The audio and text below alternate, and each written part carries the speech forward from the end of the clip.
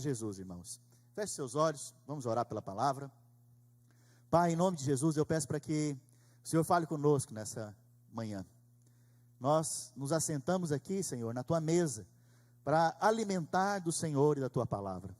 Nós como filhos, estamos assentados à Tua mesa, esperando que o Senhor fale, liberando a Tua bênção, liberando a Tua palavra sobre nós, a Tua promessa sobre nós. Senhor, nos alimenta nessa manhã, nos alimenta, nos fortalece, nos edifica, Senhor. Senhor, nos dê experiência com o Senhor nesse dia. Em nome de Jesus nós oramos e pedimos, amém e amém. Glória a Deus. Irmãos, tudo que está na palavra de Deus está lá, não sem propósito, mas é para nos comunicar, nos falar a respeito de algo.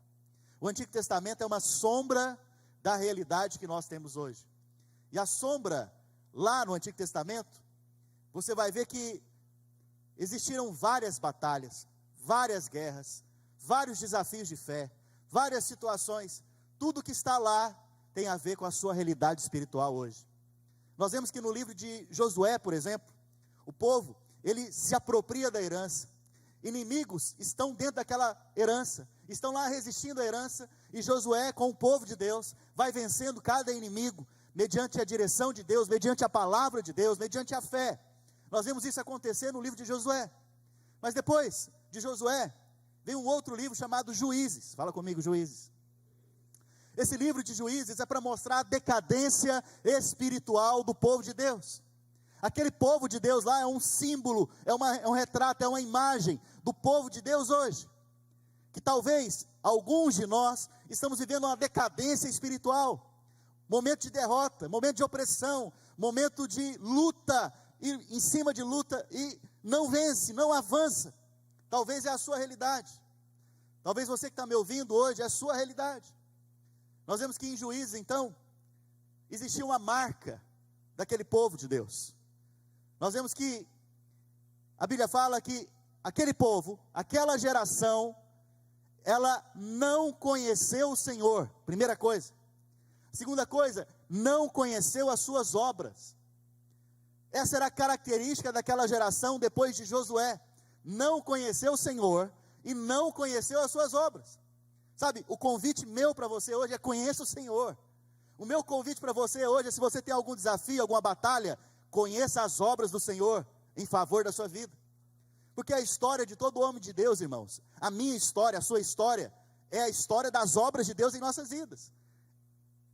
Você que talvez era um alcoólatra, Deus foi lá e mudou você. Você que era alguém difícil, Deus foi lá e transformou a sua vida. Essas são as obras de Deus, a obra de transformação, a obra de milagre, a obra de prodígio na sua vida. Mas aquela geração não conheceu nem o Senhor, nem as suas obras. A consequência disso, diz a palavra, é que eles fizeram o que era mal perante o Senhor, e foram a adorar outros deuses. A Bíblia então mostra que esse é o cenário que esse povo está vivendo. Esse é o cenário que aquele povo de Deus está vivendo. Uma decadência espiritual. Deus nos livre dessa decadência espiritual. A Bíblia diz então, que dentro desse cenário, vinham inimigos e se levantavam contra aquele povo. E esses inimigos, eles eram os amalequitas e os midianitas. Fala comigo, amalequitas. Midianitas. É um bom nome. Brincadeira, não põe esse nome em ninguém. Cada um dos inimigos do povo de Deus no Antigo Testamento é a sombra da nossa realidade hoje. Esses inimigos, eles se levantavam para resistir o povo de Deus e oprimir o povo de Deus. A Bíblia diz então que esses inimigos, eles se levantavam para roubar a colheita. Roubar a colheita. Se tem colheita é porque foi o quê? Semeado. Quem semeia está esperando o quê? Colher. Não tem uma coisa mais terrível, irmãos, do que você trabalhar, semear. Na hora de experimentar do benefício da colheita, se perde. Alguém já nadou e morreu na praia? Em alguma área da sua vida? Você já tentou várias vezes romper no seu casamento? Agora vai. Não, vai dar certo agora, é agora.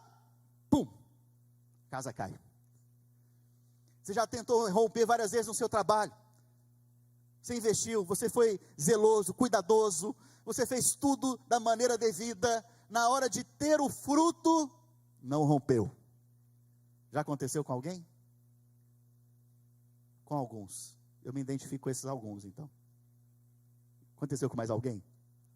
Aleluia. Se você está vivo aqui, aconteceu com você. Pode ter certeza. Em alguma área da sua vida. Porque isso tem a ver conosco. O que está lá tem a ver comigo, com você. Sabe? Isso, na verdade, é uma expressão de uma batalha espiritual que nós estamos vivendo. E nós temos que aprender a ter sabedoria de Deus para lidar nas batalhas.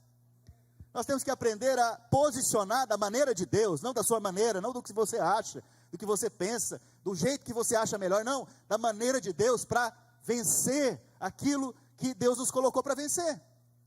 Que na verdade Ele já nos deu a vitória. A vitória, na verdade, é você se posicionar da maneira de Deus. A Bíblia diz então que os amalequitas e os midianitas, eles vinham e roubavam a colheita. Mas o mais interessante é que nada está na palavra de Deus por um acaso. Nem os nomes estão na palavra de Deus por um acaso. Amalequita é uma imagem, é uma expressão da carne. Todos nós temos carne, sabia disso? Todos nós temos carne. Talvez a sua esposa ou seu marido conheça mais do que qualquer outra pessoa. Nós temos carne. Amalequitas, então, é aquele que levanta a carne, é aquele que desperta a carne. O exército amalequita se uniu a um outro exército, o exército dos midianitas. Midianita significa conflito. Toda vez que a carne levanta, vai acontecer um conflito. Essa era a realidade daquele povo. Um povo que vivia na carne e um povo que vivia em demandas, conflitos, problemas, brigas, confusões, fofocas, picuinhas. Essa era a realidade daquele povo. Um povo que estava debaixo de opressão. Opressão, imagina, você trabalha, no final não colhe nada. Como é que você vai ficar? Oprimido, chateado, frustrado. Essa era a imagem, esse era o pano de fundo aqui do livro de Juízes. Essa era a experiência deles. E a Bíblia diz que nesse pano de fundo, de um ciclo de queda, eles tinham também uma grande expressão. Está lá em Juízes capítulo 20. Deixa eu achar. Juízes capítulo 21, verso 25. Por que esse povo estava vivendo dessa maneira? Primeiro, porque não conhecia o Senhor. Segundo, porque não conhecia as suas obras. Mas por que eles não conheciam o Senhor e nem as suas obras? Porque eles andavam assim. Naqueles dias, não havia rei em Israel. Rei fala de quê? A autoridade. Fala comigo, autoridade. Cada um, quando não tem autoridade, quando não tem alguém dando direção, quando não há autoridade sobre a sua vida, e a maior autoridade que você tem é o rei, o Senhor Jesus. Quando você não segue a direção dele, cada um vai fazer o quê? O que acha melhor. Eu acho melhor agir assim. Eu acho melhor ser conduzido assim. Eu penso desta maneira. Você vai ver então que aquele povo, ele tinha uma expressão, uma marca registrada deles. Eu faço o que eu acho melhor. Ninguém manda na minha vida. Espera lá. A igreja, irmãos, a igreja é um instrumento de Deus abençoado demais. Porque na vida da igreja nós vemos que Deus levanta autoridades. Você vai ver que Jesus morre por causa da igreja. E depois, quando o Espírito Santo vem, a igreja é estabelecida. E lá na igreja, a Bíblia fala, nos mostra, que são levantados apóstolos, profetas, evangelistas, mestres, pastores. Depois, mais tarde, diáconos, líderes. Nós vemos então que existe autoridade na vida da igreja. Mas não só na igreja existe autoridade. Lá na sua casa tem autoridade também. Seu pai, sua mãe, eles são autoridades de Deus. Então, isso quer dizer que você não faz o que você quer. Lá tem alguém dando direção para você. Daqui dentro também da mesma maneira. Tem alguém te dando alguma direção. Você não vai liderar a célula do jeito que você acha melhor. Você não vai conduzir algo aqui do jeito que você acha melhor. Não, nós temos uma direção. Mas a característica daquele povo era o qual? Eu faço o que eu quero.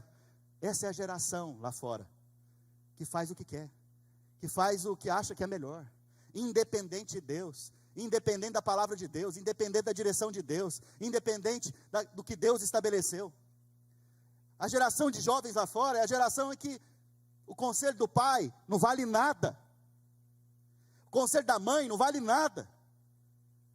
A mãe dá um conselho, não tem valor, é desprezado. E quando é desprezado, cada um faz o que quer. Consequência, opressão. Vai viver oprimido, vai viver derrotado, vai viver num ciclo de derrota. É porque Deus quer que ele viva assim? Não, é a consequência da decisão dele. Veja a consequência. Primeira parte, não conhece o Senhor, não conhece as suas obras, cada um faz o que quer, os inimigos vêm, roubam a colheita, oprimem, e o final disso, olha o que a Bíblia diz, olha a imagem final. Juízes capítulo 6, verso 6. Juízes 6, 6. A Bíblia diz o seguinte: assim Israel ficou muito debilitado. Você está vendo aqui a consequência final? Fraqueza espiritual. Fraqueza espiritual. Esse povo ficou muito debilitado. Por quê? Com a presença dos inimigos que os oprimiam. Então os filhos de Israel clamaram ao Senhor. Preste atenção. Isso aqui é a imagem de alguém que chegou ao final de si mesmo. Você já chegou ao final de si mesmo? Esse é o melhor lugar. Porque é o lugar onde você clama ao Senhor. Tem áreas da sua vida que você não rompe, não vence. Deus levanta líderes, pastores, para te apacentar. Deus levanta os seus pais, espirituais e naturais, para falar na sua vida. Mas você não aceita, faz o que quer. Mais tarde, então, você vai chegar ao final de si mesmo. O final de si mesmo é para te levar a fazer o quê? A clamar ao Senhor. Clamar ao Senhor. Sabe, meu alvo aqui nesse dia é que você saia desse ciclo de derrota espiritual. O ciclo de derrota espiritual eu mostrei para vocês, pela palavra. É não conhecer o Senhor, não conhecer as suas obras, fazer o que você acha melhor, fazer o que você quer. Consequência, os inimigos vão vir. Você vai ficar fraco na fé. Você vai ficar debilitado, não vai ter força para orar, para jejuar, para ler a palavra, para se alimentar. Mas graças a Deus, que Ele sabe cuidar de nós e nos levar ao final de nós mesmos. Porque quando nós chegamos no final de nós mesmos, nós clamamos por um Salvador. Quantos aqui precisam de um Salvador? Você só reconhece que você precisa de um Salvador depois que você viu que você não dá conta de se salvar. E esse era o pano de fundo desse povo. Mas, no meio dessa situação toda, dessa decadência espiritual, Deus levanta Gideão. Fala comigo, Gideão. Deus vai levantar Gideões aqui hoje, em nome de Jesus. Deus levanta Gideão. Gideão fala daquilo que é fraco, pequeno, menor. Gideão fala daquilo que é incapaz. Se você se sente fraco, pequeno, menor, incapaz, você é o Gideão de hoje, aleluia. Você é o Gideão que Deus está levantando hoje aqui. A Bíblia fala então que o povo clamou e Deus então vem levantar um homem. Lá em Juízes capítulo 6, verso 11. Olha o que diz o texto. Então veio o anjo do Senhor. O anjo do Senhor é uma expressão de Cristo. É o Senhor Jesus Cristo, pré-encarnado. Ali é uma imagem do Senhor Jesus. O anjo do Senhor está com letra maiúscula. Isso aponta para o próprio Deus. O anjo do Senhor. E esse assentou-se debaixo do carvalho que está em Ofra, que pertencia a Joás. E Gideão, seu filho, estava malhando o trigo no lagar para o pôr a salvo dos medianitas. Eu quero que você preste atenção na imagem aqui, porque Deus fala através de imagens. E a imagem aqui é que o anjo do Senhor chegou. Mas ele chegou e fez o quê? Obrigado, Inayan. Assentou. Ficou sentado. Quem está sentado está o quê? Descansando. Mas quem estava trabalhando nessa história? Gideão. Por quê? Enquanto você trabalha, Deus descansa. Mas Deus te chama a partir do descanso. Nós temos que crer então, numa obra que já foi consumada. Nós temos que crer numa obra que foi concluída pelo anjo do Senhor, que é Jesus. E nós não precisamos ficar mais estressados, chateados, porque Ele já concluiu a obra. Eu estou aqui então na posição de descanso para receber aquilo que Ele já concluiu. Deus sempre te chama do lugar de descanso. Deus nunca te chama do estresse. Deus não vai falar com você debaixo de estresse. Deus não vai falar com você debaixo de irritação. Deus te chama do lugar de descanso. Por quê? Porque se você descansa, isso é uma grande expressão de fé. Por que é uma grande expressão de fé? Porque alguém trabalhou e você confia no trabalho que ele realizou. E o trabalho que ele realizou foi perfeito. A Bíblia diz então que Gideão é chamado dentro desse contraste. Ele está trabalhando e o anjo está descansando. Mas o anjo está chamando ele para quê? Para descansar. O convite para você hoje é para você descansar em Deus. Descansar em Deus é confiar. Entenda descanso como confiança, como quem confia que Deus é poderoso para fazer em seu favor. Porque na hora que você sentar, Ele vai trabalhar. E aí você vai ver o verdadeiro trabalho. Aí você vai ver o verdadeiro resultado de um trabalho bem feito.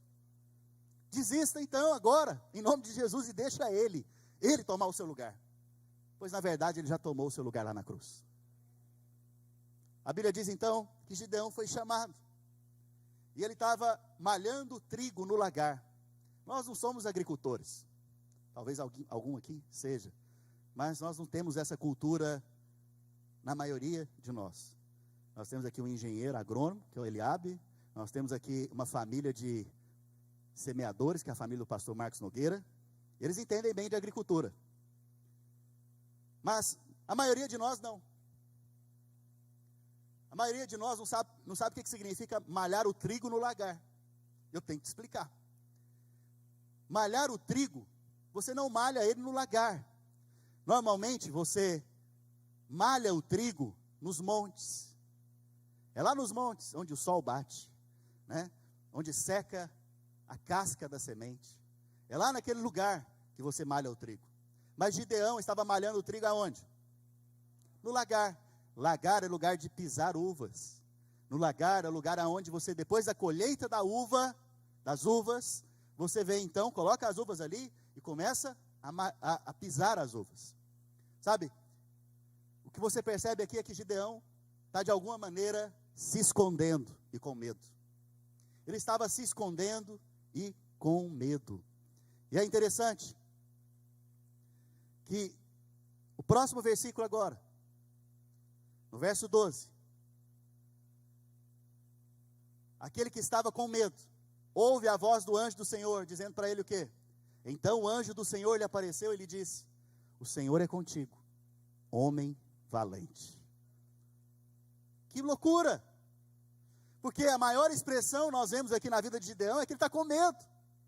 A maior expressão que nós vemos na vida de Gideão é alguém que está morrendo de medo dos inimigos. E olha, deixa eu te falar uma coisa. Gideão, ele tinha colheita? Vou te dar a cola. Sim. Mas ele colhia com celebração? Colhia com medo. O alvo dos midianitas e dos amalequitas é roubar de você a celebração. Deixa eu abrir um parêntese aqui. O evangelho, irmãos, o resultado do evangelho de Jesus Cristo na minha vida e na sua vida é celebração. Primeiro milagre de Jesus é num casamento. E qual que é o milagre? Transformar a água em? No meio de uma celebração, acabou a celebração. Mas aí vem Jesus então e transforma aquilo que não tinha celebração em celebração. Porque a consequência do evangelho na sua vida é celebração. Você vai ver que Jesus conta 3 parábolas: a da ovelha perdida, a da dracma perdida e a do filho pródigo, ou o filho que estava perdido. Todos os 3, quando voltam para casa, quando voltam para o aprisco, há uma festa, há celebração, porque o evangelho é celebração, é alegria, é você. Vou te dar outro exemplo para ficar mais claro. Nós temos aqui um torcedor apaixonado do Goiás, pastor Alex, ele é apaixonado pelo Goiás, e quando ele vai para o estádio torcer, o que ele fica esperando? O gol. Quando acontece o gol, não importa quem está perto dele, ele vai abraçar e vai beijar e vai comemorar. Por quê? Porque a celebração te conecta a pessoas, a celebração te une a pessoas. Qual que é o resultado do evangelho? Celebração. Por quê? Porque Jesus já venceu, já fez o gol lá na cruz. Então você tem que viver debaixo de muita celebração. Mas o que que os midianitas e os amalequitas querem fazer com você? Roubar a sua celebração. Roubar a alegria do seu casamento, a alegria da sua vida espiritual, a alegria do seu trabalho, a alegria de morar nesse país. Preste atenção. Quantos aqui já passaram por lutas financeiras? Os demais, glória a Deus, orem conosco. Aleluia. Como é bom andar com gente vencedor, viu? Irmãos, você já viveu aquele mês que você fez as contas, não bate, não vai dar. Aleluia. Glória a Deus. No final nós vamos chamar o irmão aqui para levantar uma oferta para ele. Brincadeira. Olha aqui, preste atenção. Você já viveu aquele mês que você está debaixo de muita aflição financeira? Você faz as contas, não dá. O aluguel, quem mora de aluguel, está vencendo o aluguel, está vencendo o mortgage, está vencendo a conta de energia, está vencendo a parcela do carro, o seguro. Você fala, e agora? Aí você começa a falar, nossa, é difícil demais. Está difícil demais, pastor. As coisas não rompem, toda hora é luta, e não para de falar de luta. E aí então, no final do mês dá certo. Acontece, pagou as contas, tudo, aconteceu um milagre, a coisa aconteceu, você nem sabe como. O que você faz? Você celebra? Muitas vezes você não celebra, você continua falando o quê? Difícil demais, é muito difícil, é complicado demais, as coisas não são fáceis, não é igual lá no Brasil, não é igual lá não sei na onde, lá no norte, lá no sul, lá no leste, lá no oeste, não é igual. Deixa eu te falar uma coisa, você percebeu que os midianitas e os amalequitas, por causa da sua carne e de conflitos, eles roubaram a sua celebração? O milagre Deus trouxe, aconteceu. Gideão tinha colheita, só que ele colhia no lugar que não era o lugar de celebração. Então ele até tinha provisão, ele até tinha o sustento, porque Deus não vai deixar faltar nada na sua casa. Ele até tinha, mas ele não tinha a alegria, a celebração, o milagre visível aos olhos dele. Ele sempre tinha os olhos maus.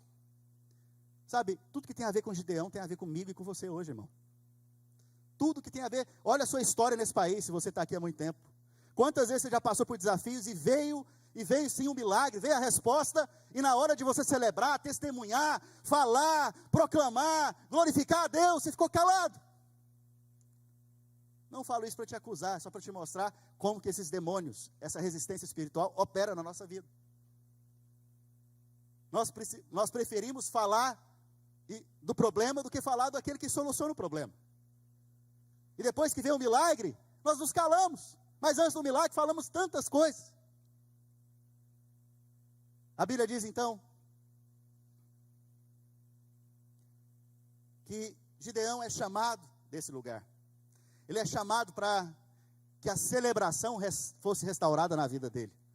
Eu creio que Deus está levantando Gideões aqui hoje, onde a celebração vai ser restaurada na sua casa, no seu trabalho. Você vai ver alegria brotando no seu coração, em nome de Jesus. Mas o que eu acho mais interessante é o critério de Deus. No meio de Israel havia tanta gente, havia tantos homens, tantas tribos, 12, tantas famílias, tanta gente talvez mais preparada do que Gideão, e Deus resolve aparecer para logo Gideão. Sabe qual que era a característica de Gideão? Da menor tribo, da menor família, e o menor da sua casa. Sabe por quê?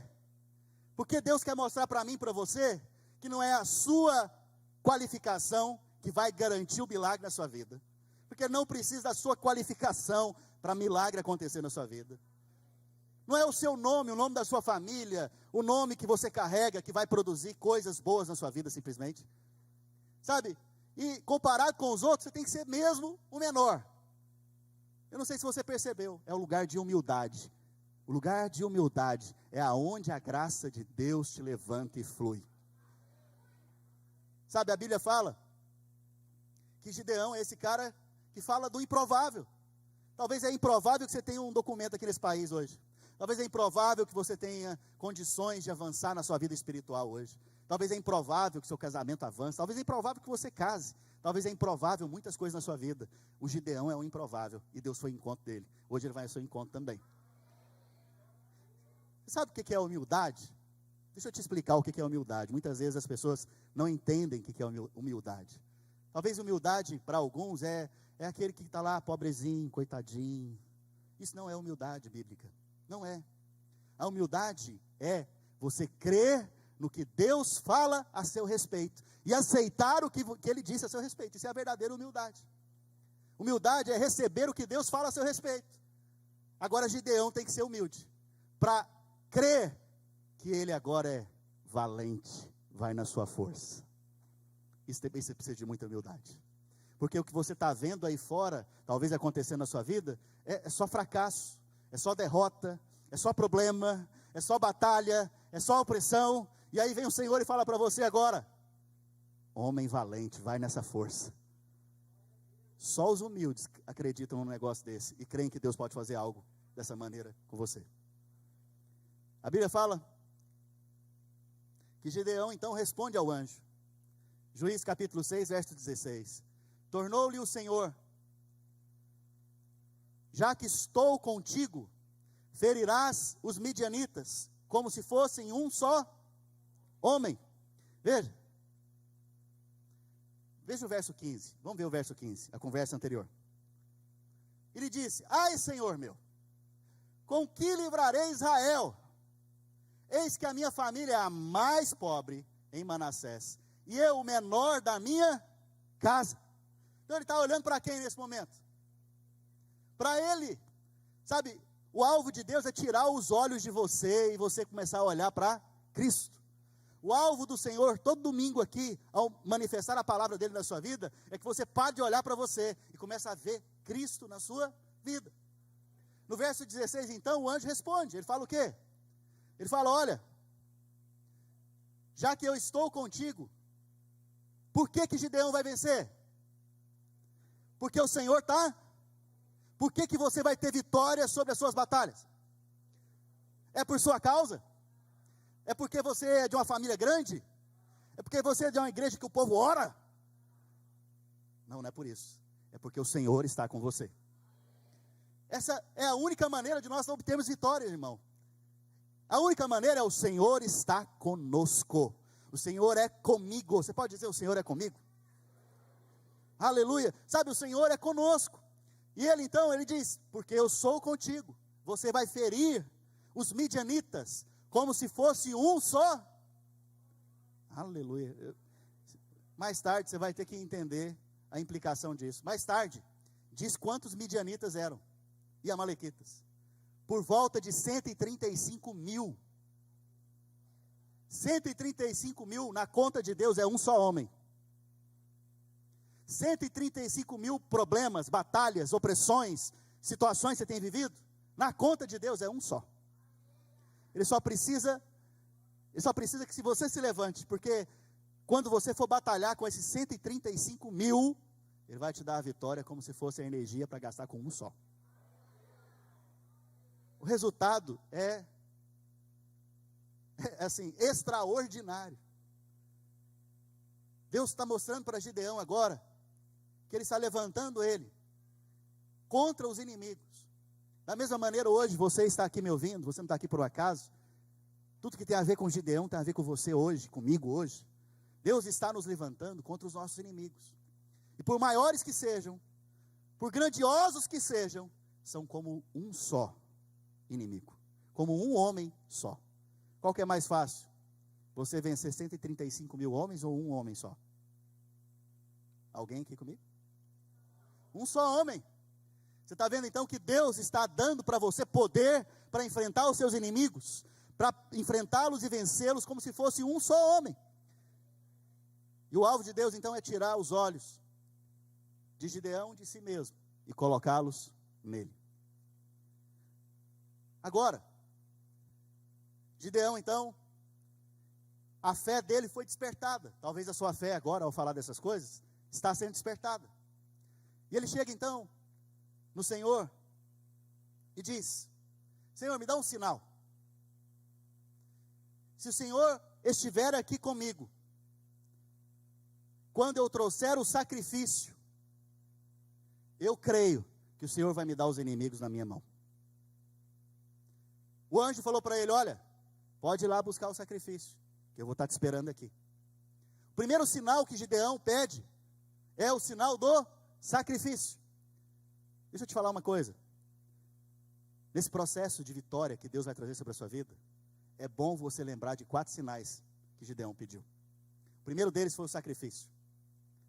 A Bíblia diz que Gideão então foi para sua casa, preparou o sacrifício e trouxe para apresentar diante do anjo do Senhor. Ele foi apresentar o sacrifício, o anjo falou: não, calma, não é assim, deixa eu corrigir aqui. E ele corrigiu o sacrifício, tocou com um cajado no sacrifício, e o sacrifício pegou fogo.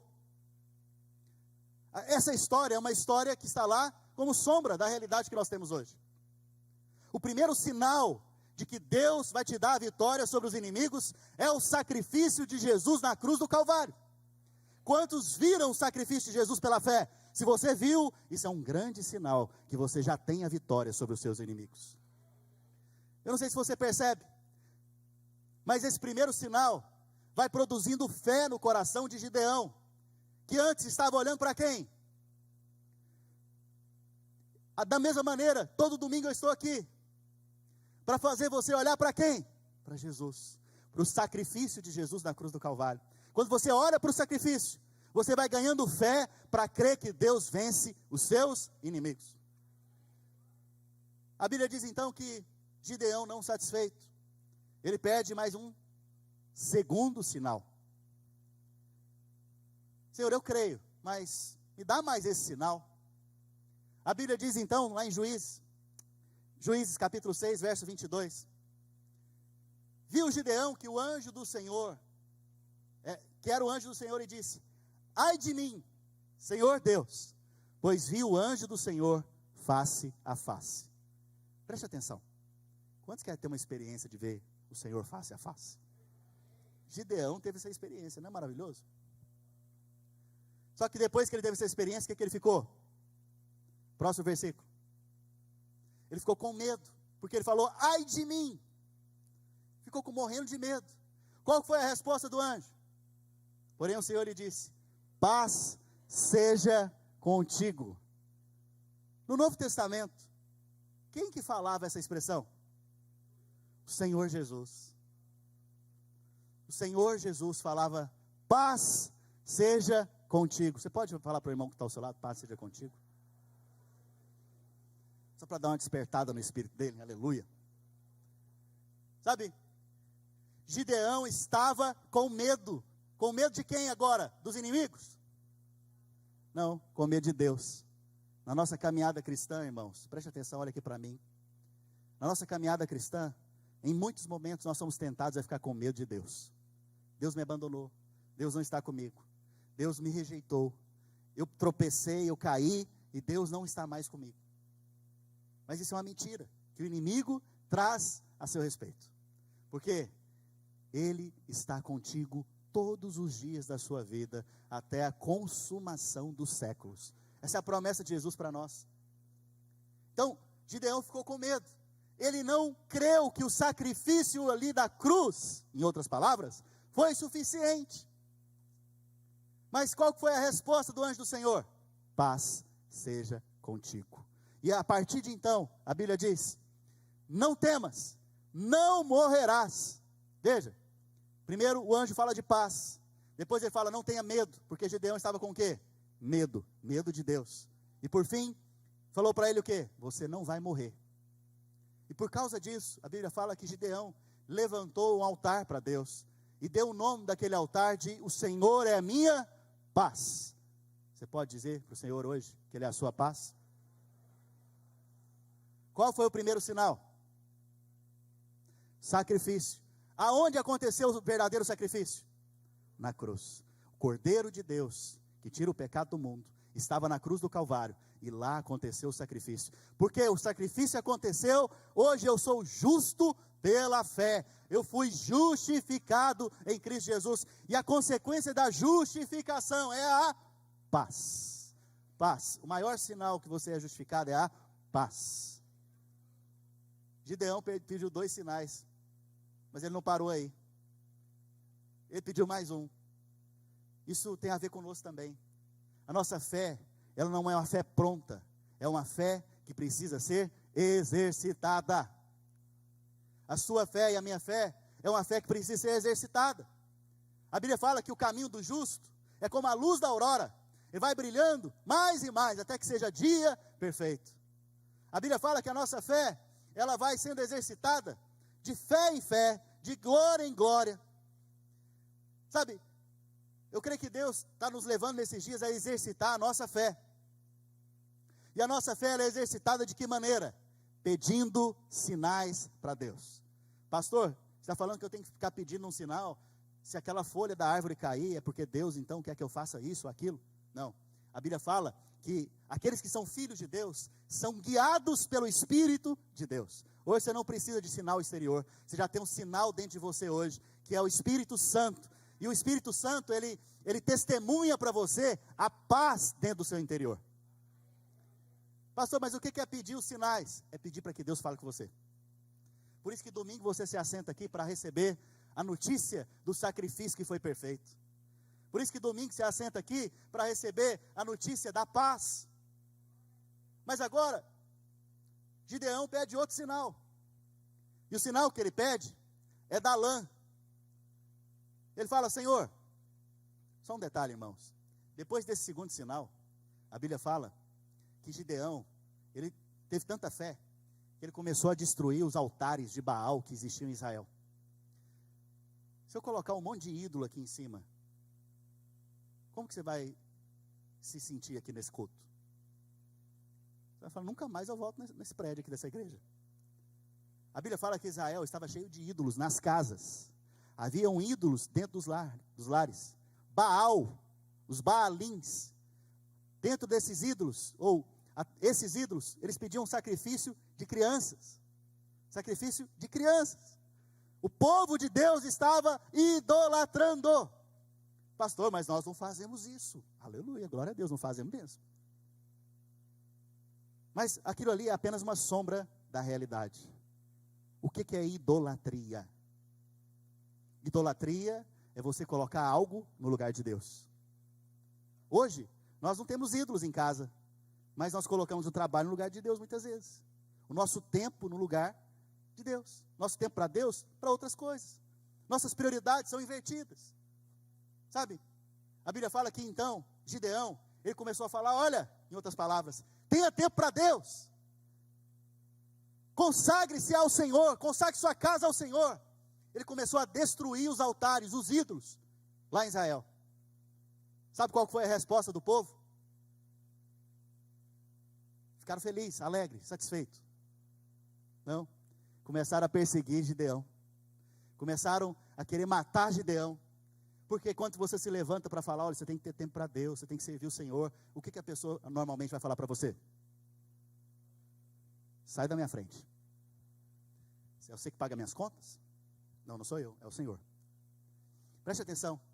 Quando você vai exortar alguém que está com o coração dividido, idolatrando outras coisas, idolatrando um relacionamento, idolatrando um trabalho, idolatrando o dinheiro, idolatrando outras coisas, qual é a reação deles normalmente? Ficam furiosos com você. Isso foi o que Gideão experimentou. A segunda coisa, a Bíblia fala que depois que ele se posicionou com esses 2 sinais, o exército dos amalequitas e dos midianitas se acamparam no campo de Jezreel. Fala comigo, Jezreel. É só nome bonito. Parece que a coisa ia melhorar e piorou. Alguém já sentiu assim? Agora vai avançar, Deus falou comigo, me deu sinais, Deus me mostrou o seu sacrifício na cruz, aleluia, eu fui salvo, eu recebi a paz, glória a Deus, eu tenho paz com Deus agora, vai avançar as coisas, vai prosperar, eu vou vencer os inimigos, e de repente então, os meus irmãos começam a me perseguir, e de repente então, os inimigos se levantam contra mim. Aquilo que parecia que ia romper, parece que paralisou. A Bíblia diz então, que os inimigos acamparam nesse vale. Sabe o que significa Jezreel? O vale que Deus semeia, a semente de Deus, em outras palavras. Qual que é o vale de Jezreel hoje? O culto. Aqui nesse culto, Deus está semeando o quê? A sua semente. Em quem? Em você e em mim. Mas aonde que os inimigos estavam acampados? No vale de Jezreel, impedindo o povo de quê? De receber a semente. Sem semente, não tem colheita, não tem celebração. Alguém já foi impedido, resistido de vir ao culto? Os outros não são sinceros, eu não sei porquê. Alguém já teve resistência espiritual da cama? Alguém já teve resistência espiritual de falar, culto para quê? Posso cultuar em casa.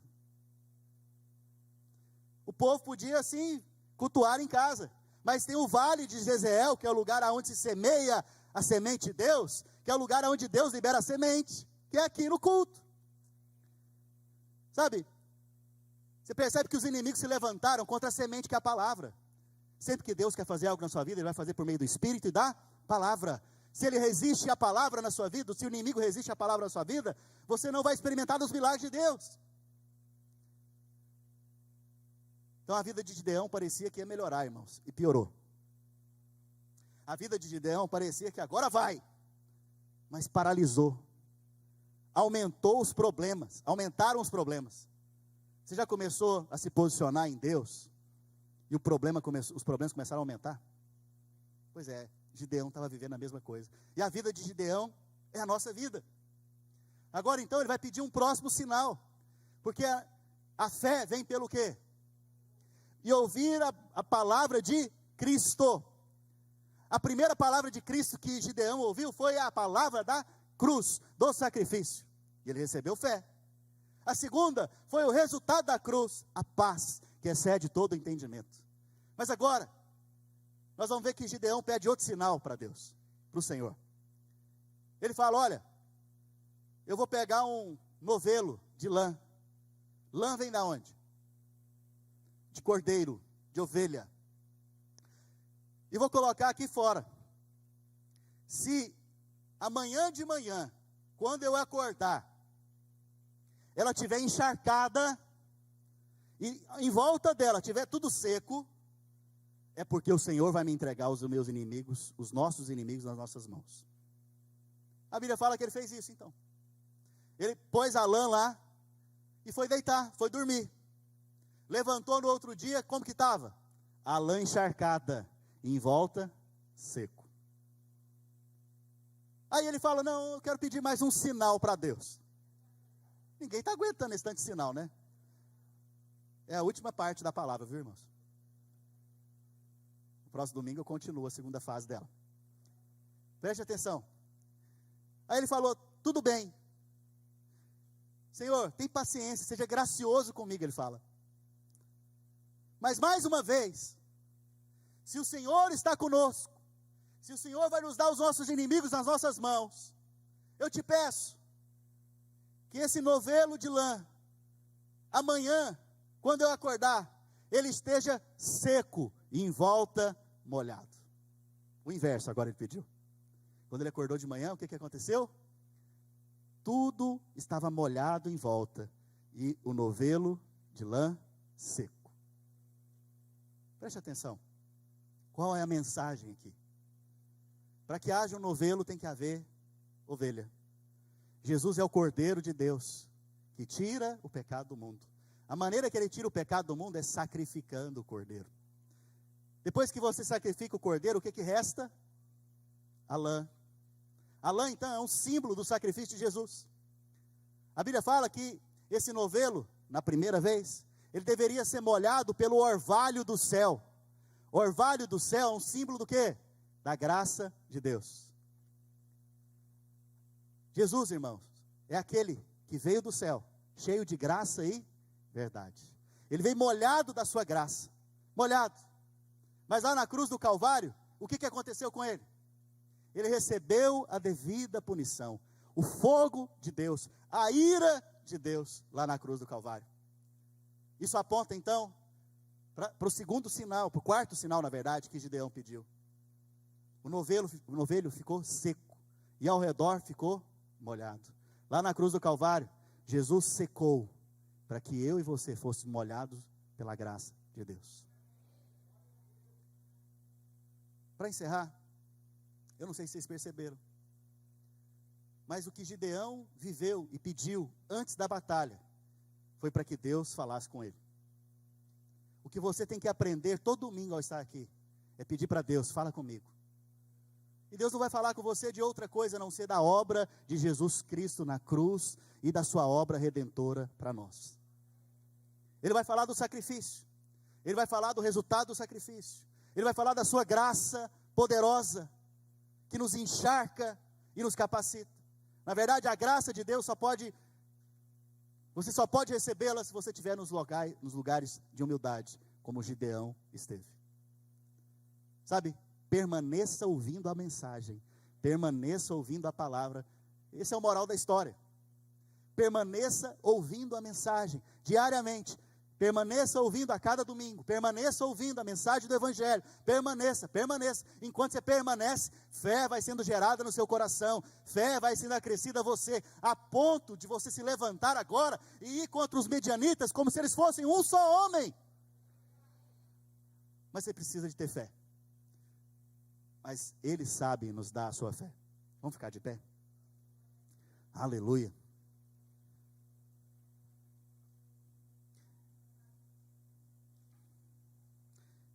Glória a Jesus. Aleluia. Sabe, eu quero te fazer um desafio essa semana. Eu quero que você pegue essa palavra e medite nela durante essa semana. Porque você viu que Gideão pediu 4 sinais para o Senhor. Na verdade, lembre desses 4 sinais, o significado deles durante essa semana. Porque no próximo domingo, nós vamos contra os nossos inimigos. E aqueles 135 mil vão cair como se fossem um só homem. Então eu quero te desafiar a passar uma tarefa para casa. O apelo hoje, o final do culto aqui agora, é uma tarefa para casa. Medite nessa palavra. Não ouça ela só uma vez. Eu te desafio a ouvi-la no mínimo 7 vezes. Pastor, é muita coisa, eu tenho que fazer outra coisa na minha vida. Mas enquanto você é alimentado, fé é acrescida no seu coração, filho. A fé é o que derruba gigante. A fé é o que desbarata exército. A fé na obra consumada do Senhor Jesus Cristo no Calvário. Amém? Levante as suas mãos, feche os seus olhos. Pessoal do louvor, em nome de Jesus, vamos lá? Aleluia. Sabe, talvez gigantes e exércitos, conflitos, problemas, têm se levantado contra a sua vida. Mas o Senhor está te capacitando em meio às batalhas. O Senhor está te capacitando em meio às guerras. O Senhor está te separando como separou Gideão. Talvez você é o menor, o pequeno, o incapaz. Pois você é o alvo de Deus nessa manhã. O Senhor está te separando nesse dia para se alimentar da palavra, se alimentar da fé, se alimentar dos sinais da palavra na sua vida. O Senhor está te capacitando em fé, de fé em fé, de glória em glória, porque daqui a pouco Ele vai te colocar com 300 homens, diante de um exército de 135 mil inimigos, e você, de uma maneira maluca, estranha para o mundo, vai vencer uma batalha de forma sobrenatural. Nós vamos ver que a vitória, ela é dada por causa da mensagem, por causa da obra do Senhor Jesus na cruz do Calvário. E o que o Senhor está te capacitando nesses dias é compreender essa mensagem, é experimentar dessa mensagem, porque daqui a pouco você vai receber um despojo extraordinário de um exército de 135 mil homens que foi vencido, e tudo que restou de despojo vai ser acrescentado na sua vida, vai enriquecer a sua fé, vai enriquecer a sua vida espiritual. Deus não precisa de muitos. Na verdade, as maiores guerras, as maiores batalhas foram com poucos. Poucos que se posicionaram para ouvir a mensagem, para receber fé e agir em fé em o nome do Senhor. Eu abençoo a sua semana, eu abençoo a sua vida, eu abençoo a sua casa, eu abençoo os seus filhos, eu abençoo o seu trabalho, em o nome do Senhor Jesus. Eu abençoo você e declaro que esses são dias que a sua fé vai crescer, que a sua fé vai avançar, que a sua fé vai ser edificada, exercitada, fortalecida, e você vai enfrentar sinais, prodígios, você vai ver esses sinais e prodígios acontecendo. Gigantes vão cair ao seu redor, exércitos inimigos vão cair, exércitos imigratórios vão cair, exércitos financeiros que se opõem às suas finanças vão cair, exércitos que se opõem à sua vida espiritual vão cair, inimigos que se opõem ao seu casamento estão caindo agora, em nome de Jesus. Eu abençoo a sua semana, que você tenha uma semana de vitórias, em nome do Senhor Jesus, amém. Dê um abraço em 2 ou 3 irmãos, e nós estamos encerrados. Só mais um detalhe, quero lembrar você que sexta-feira agora, nós vamos ter um seminário para casais, vai começar às 7:30 da noite. Se você é membro da nossa igreja, você está convocado a estar conosco aqui. Se você quiser trazer um casal de fora da igreja, convidado, ele não precisa pagar a inscrição. Então aguardo vocês aqui em nome de Jesus.